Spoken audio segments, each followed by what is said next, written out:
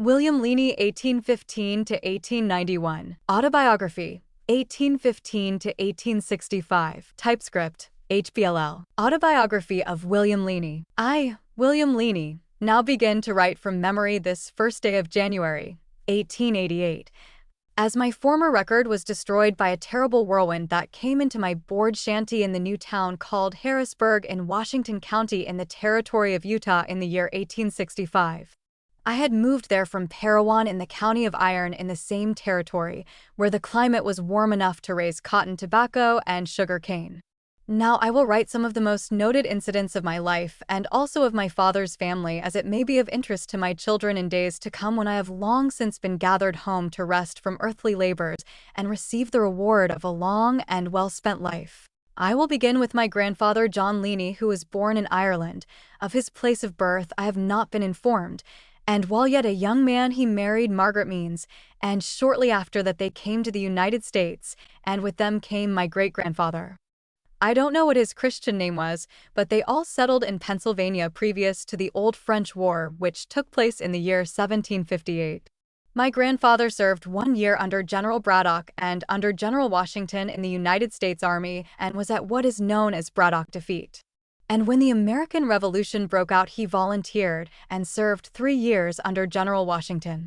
After this, his father was drafted to serve in the war, and he being old, my grandfather took the place of his father and served again another 3 years, and was with Colonel Dan Morgan at the Battle of Cowpens in the state of South Carolina, and was also with General Nathaniel H.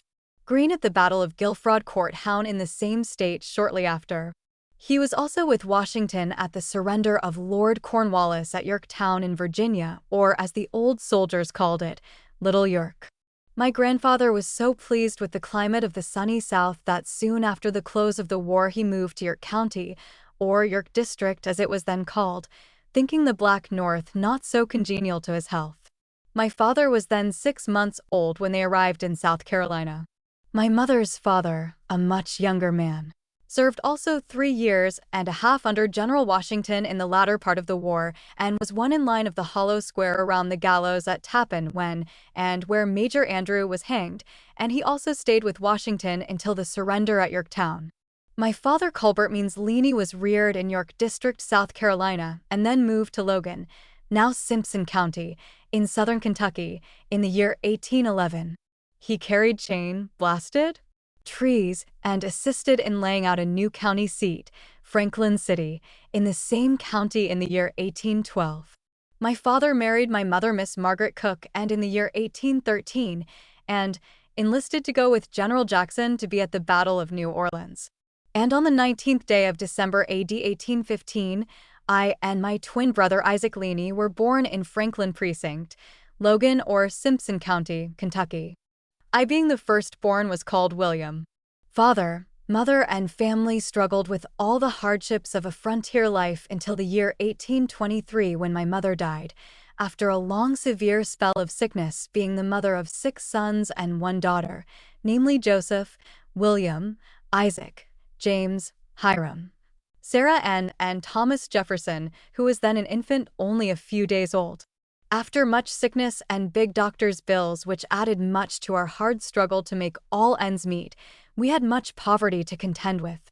My father came into the country on horseback and spent what money he brought with him in his pocket for land, and all else had to come from the soil through our hands.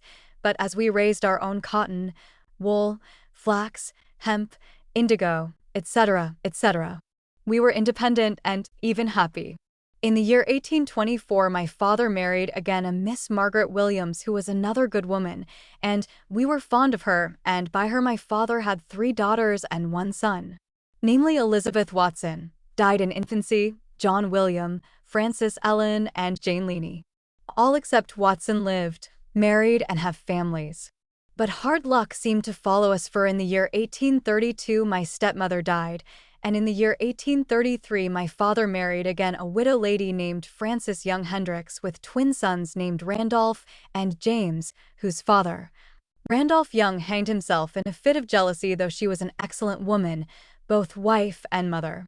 About this time we ceased to raise our own clothing and commenced to raise tobacco, and thereby sold ourselves to the merchants, For if the merchants failed, we failed, and if a bank broke, we were ruined, and if Europe went to war and our clothing in Manchester, England, we were sure to suffer for it. Thus we toiled under all the disadvantages of frontier life: few books, few schools, no newspapers. The Bible with the New Testament and another pious old book worth all the rest in the eyes of the orthodoxy was called the Westminster Confession of Faith, and any house without that book was considered unorthodox and unsalvable. Our school books were Webster's spellers, English readers, and some others, and teachers were expected to have a Walker's Dictionary and Kirkham's Grammar, though some had neither. And as for convenience, cook stoves were unknown at this time. When the first cook stove came into the country, it caused much comment.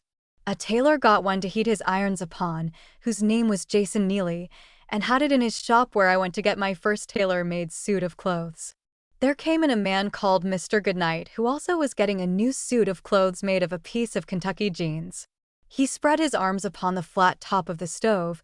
He soon jumped up exclaiming, "I'll be damned if that thing ain't hot." Another gentleman is said to have come in having a very fine new fur hat, who took it from his head, sat it upon the stove, and did not think, until he saw the smoke come from the inside of it, which made them wonder what was the matter with the hat. I will here say I remember my Uncle William Leany moving from South Carolina into Simpson County, Kentucky, in a two-wheeled cart without an ounce of iron upon it, drawn by a pair of oxen, without ring or staple on the yoke, having several cows packed with their stuff, and also for the children to ride upon when tired of walking, like old Father Jacob when he left the service of Laban. I speak of these things to show the mode of travel customary in settling new countries in those early times. My uncle brought with him his wife Margaret Leany, who also was his cousin, also 5 sons, namely James, Julius, John Arthur, Colbert Means, and Daniel Steele Leany. At this early day, which was called the Barrens of Kentucky on Barren River, and so barren was the country that my father could spread a bed quilt over the top of any tree near the house. And when I visited the old homestead 50 years later, those trees had grown to be 100 feet high and over 2 feet through. I will here state a little about the religion of those early days.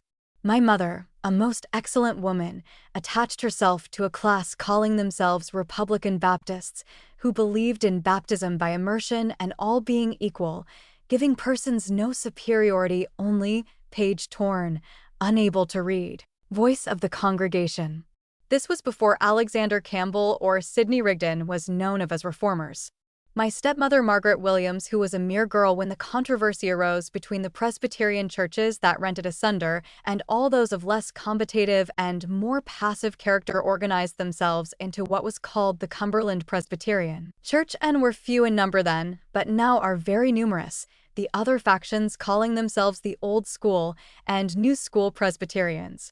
My other stepmother, Mrs. Frances Young Hendricks Leany, belonged to what was called the Dunkards or Hell Redemptionists, because they believed Christ's blood sufficient to redeem all mankind when the uttermost farthing was paid.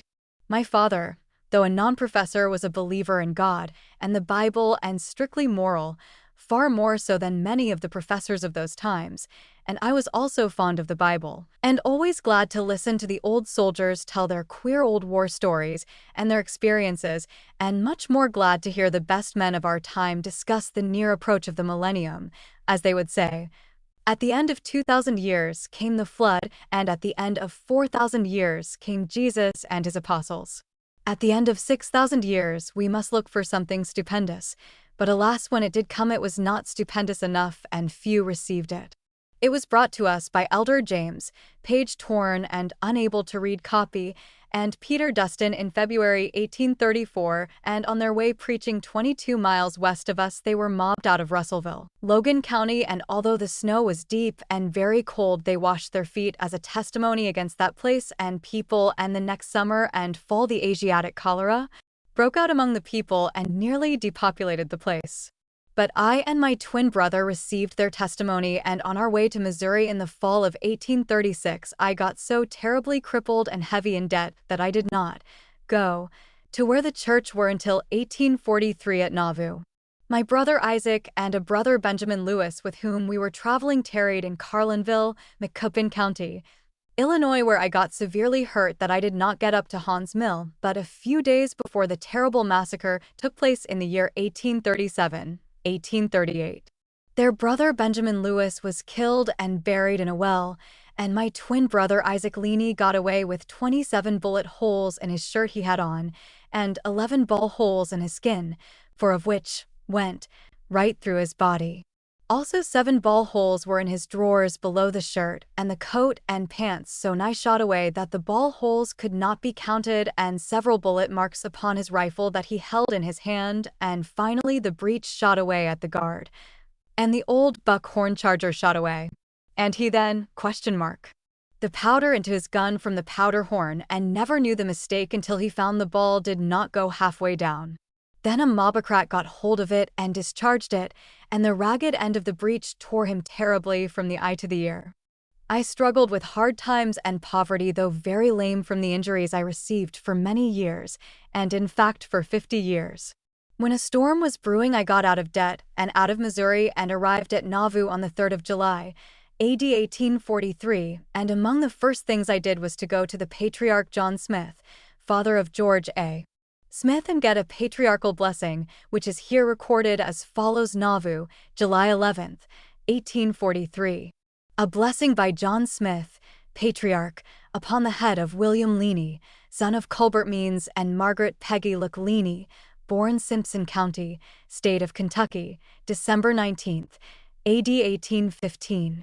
I said I got to Nauvoo about the 3rd of July, 1843, and was just in time to see the return of the prophet Joseph Smith from Dixon, where he had been kidnapped, and I heard him preach, and he introduced to the people the Honorable W.G. Goforth, an old congressman from St. Clair County, Illinois, who had come to Nauvoo to see the prophet and the Mormons.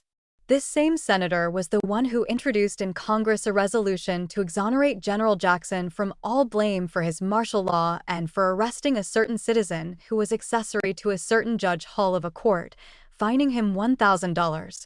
I will necessarily have to pass over much that should be written in regard to the martyrdom of the prophet Joseph Smith and his brother Hiram, as the same is written in church history, and will say that the 12 with Brigham Young as president continues work upon the temple where I labored as carpenter until the house was so far completed that many got their endowments therein. I among the rest, and as soon as grass grew in the spring of 1846, we were in our wagons rolling westward. Our destination no one knew, as we were going like Abraham of old to a land that God would show us, and we had implicit confidence in the words of the prophet Brigham Young. And after much tribulation, trials, and afflictions, we arrived in the valley of the Great Salt Lake, where we began to cultivate the earth, build houses, and prepare to remain, believing as we did that we had found a home where mob violence would not reach us, for some time at least. After passing starvation where we had to dig roots, sego, as called by the Indians, also thistle roots that grew very plentifully along a stream we called the Jordan. However, after sufferings that could not be told and known only by those who passed through it, where untold millions of large black crickets devastated our growing crops, and for 3 years after arriving in the valley we lived by faith and what little we could obtain by the hunt, where even the skins of animals were eaten with a relish by some who came to the valley by way of the Mormon battalion, who were discharged on the 16th of July, 1847, and had to subsist as best they could until otherwise provided for.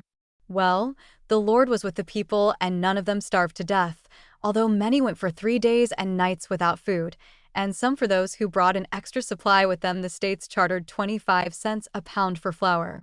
However, after a few years, food began to be plenty by hard work and food management. Through the blessings of the Almighty God, we subdued the crickets, grasshoppers, and Indians. We spread out upon our farms, which were allotted us by the authority of the Council of the 12. Some 5 acres, some 10 acres, etc., until in the fall of 1849 the gold hunting immigration came in, and we sold them our produce for clothing and farming implements, as we had to leave most of our clothing and tools to the mob at Nauvoo, who drove us from our homes, and we were obliged to get away as best we could with our lives and not look back.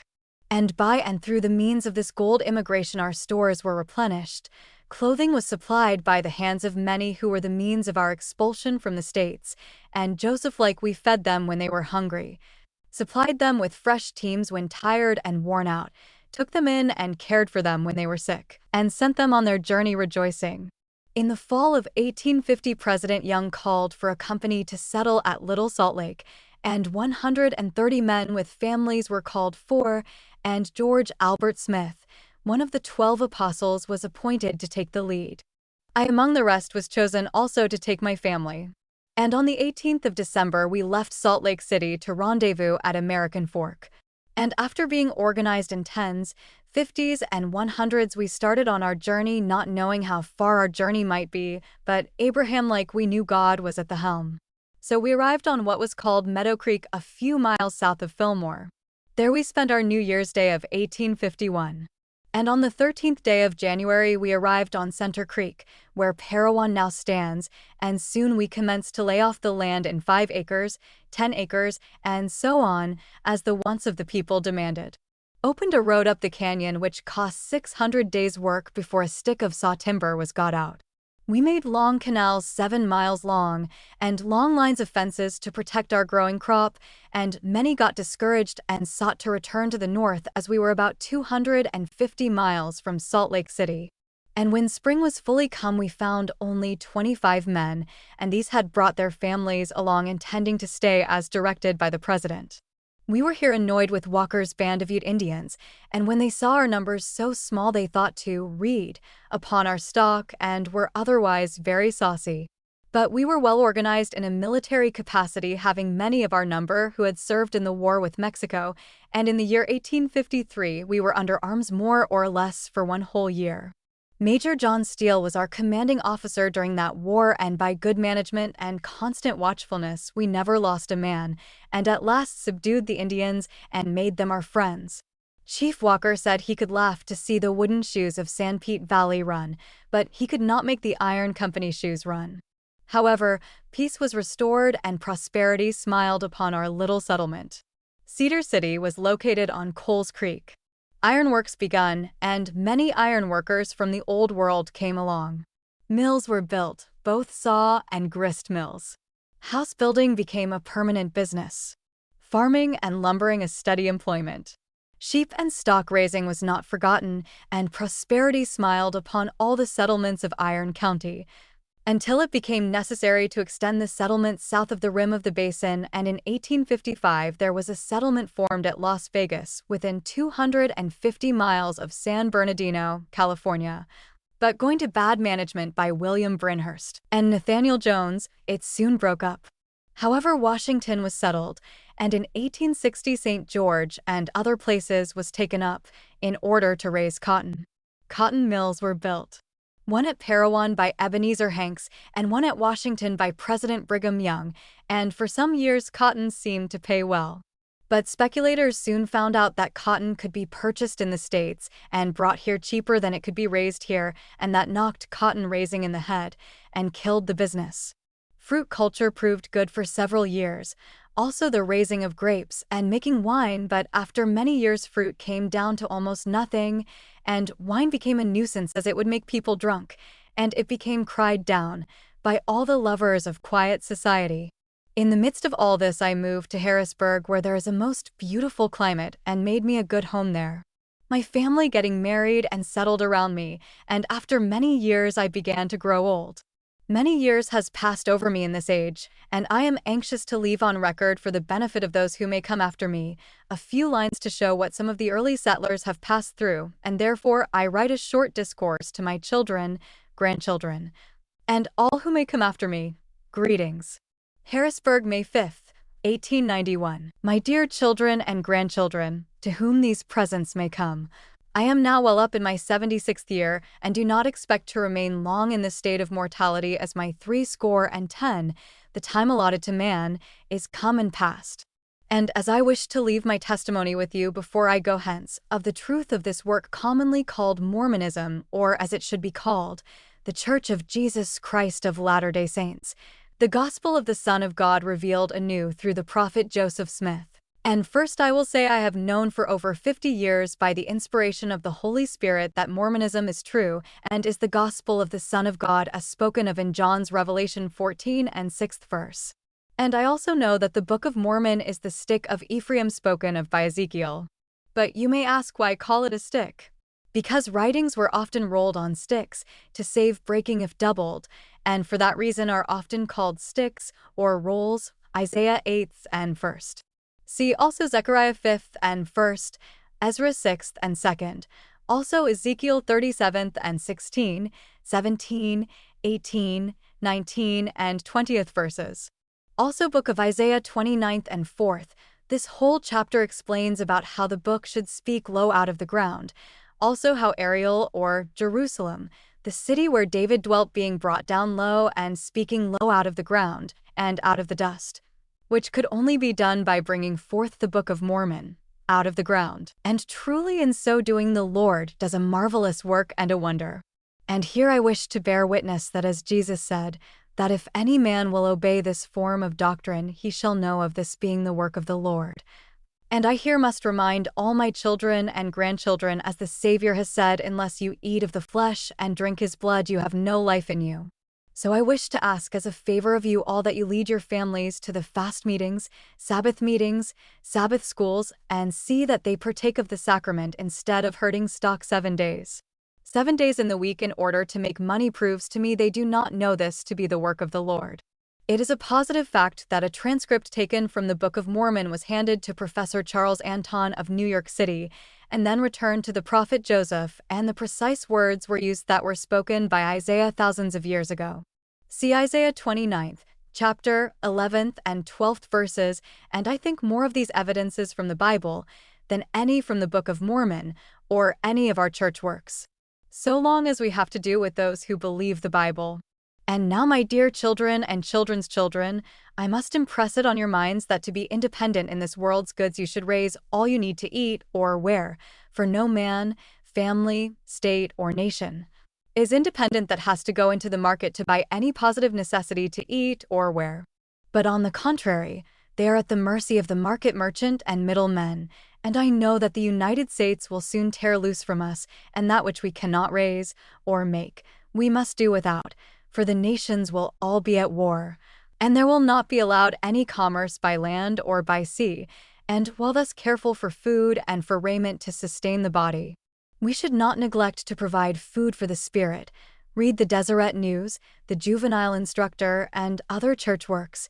And there is also another item in raising a family of children, that is, never allow them to be frightened with spooks and fanciful notions of spirits, for I have known their minds to be so worked upon that fear took hold upon them to an alarming extent, that they dared not go out in the dark any place, nor ever allow children vexed with nicknames or any other foolish nonsense, for they tend to make children cross and peevish to all around them.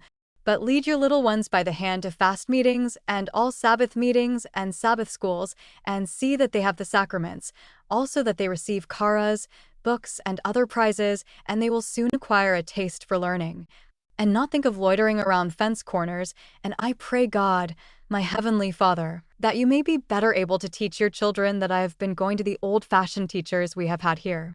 And now, my dear children, let me point you to a clause in the law of Moses that provides wherein a child will become a drunkard or a glutton, and his parents cannot reclaim him. They shall prefer a charge to the authorities, who will sentence him to be stoned to death, and his parents shall cast the first stone. And I positively believe there are as many who shorten life and injure health by gluttony as there are by hard drinking. Therefore, I wish to say to you, be temperate in eating as well as in using strong drink, or in other words, strictly to serve the word of wisdom. There is yet another matter much neglected among the people. I mean patriarchal blessings, and I wish to impress it on your minds that all saints, male and female, as soon as they arrived at the age of from 15 to 18, should have a patriarchal blessing, as it will help to buoy them up in sickness, and also while upon missions and in times of danger. I would also remind my children that to have property in sheep and cattle is a good investment, for while you are asleep your stock are growing, and you can appoint Hirias, men who are not qualified so well for other kinds of business, to look after them. But should you invest in wagons, harness, and such like, they are always needing repairs, and that is a constant outlaw, and calls for cash expenses.